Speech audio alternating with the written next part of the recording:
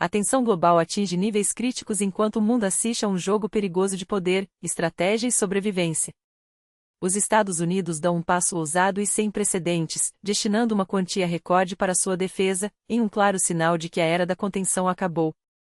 Enquanto isso, a Polônia, sob a sombra iminente de uma invasão, mobiliza dezenas de milhares de soldados para suas fronteiras, preparando-se para o pior cenário vindo do leste.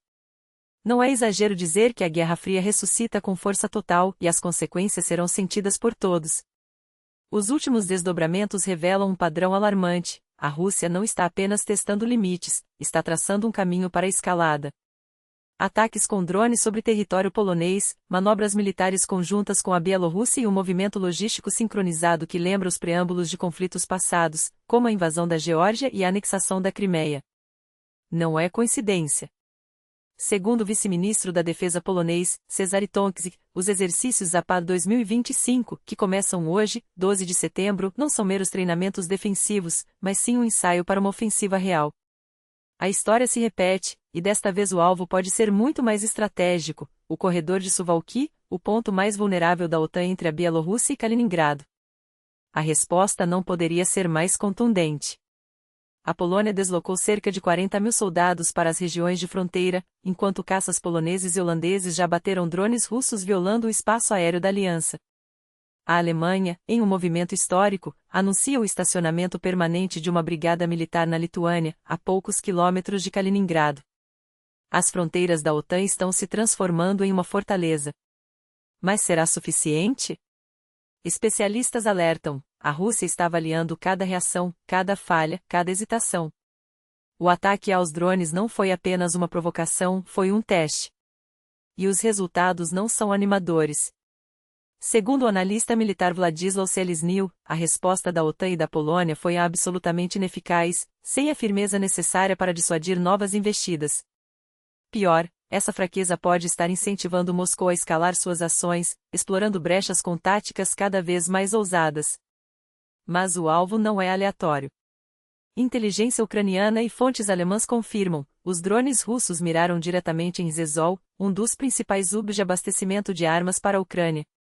3 foram derrubados por caças F-35 holandeses, 2 atingiram o solo. Simultaneamente, outros drones invadiram o espaço aéreo lituano, em uma clara tentativa de medir a capacidade de resposta da aliança. A pergunta que não quer calar: se isso foi um teste, que lições a Rússia tirou? E qual será o próximo movimento? Enquanto a Europa se prepara para o pior, os Estados Unidos mergulham em uma crise política que pode definir o futuro da segurança global. A Câmara dos Representantes aprovou um orçamento de defesa monumental, quase 900 bilhões de dólares, um dos maiores da história. Mas por trás dos números esconde-se uma batalha ideológica feroz. Republicanos impuseram restrições duras, banindo políticas de afirmação de gênero nas Forças Armadas e revogando direitos reprodutivos para militares. É um golpe direto contra a agenda progressista, um eco das políticas da era Trump que buscavam expulsar soldados transgêneros do serviço. Os democratas, divididos, engolem a pílula amarga. Alguns apoiam o pacote pela força militar que ele representa, outros se revoltam com o retrocesso social. No meio do fogo cruzado, a Ucrânia recebe um sopro de alívio. Apesar da pressão de aliados de Trump, como Marjorie Taylor Greene, a emenda que cortaria a ajuda a Kiev foi rejeitada. Os 892,6 bilhões de dólares incluem 400 milhões para a segurança ucraniana, menos do que os 500 milhões propostos pelo Senado, mas um sinal de que o apoio ainda resiste. Porém, a batalha está longe de terminar. Agora, o projeto segue para o Senado, onde as negociações prometem ser ainda mais acirradas. O que está em jogo não é apenas o destino da Ucrânia, mas a própria coesão dos Estados Unidos. Se a polarização se aprofundar, a ajuda militar ao exterior e a modernização das Forças Armadas podem virar moeda de troca em uma guerra partidária sem fim. Enquanto isso, a Rússia observa, calcula e avança.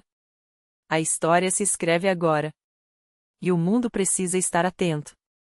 Não se trata apenas de um gesto simbólico, mas de um bloqueio comercial total contra regimes autoritários. Desta vez, o alvo é a Rússia.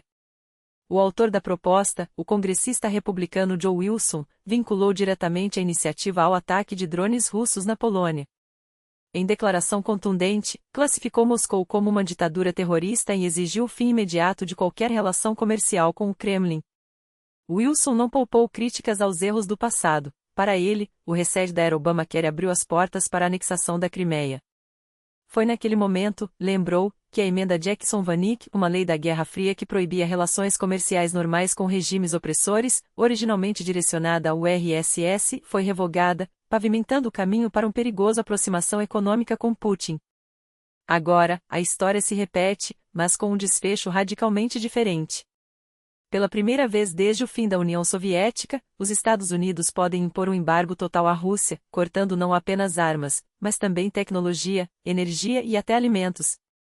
A mensagem é clara: quem financia a guerra não merece negociar com a maior economia do mundo. Enquanto isso, o trono dos bilionários muda de mãos. Elon Musk já não é o homem mais rico do planeta.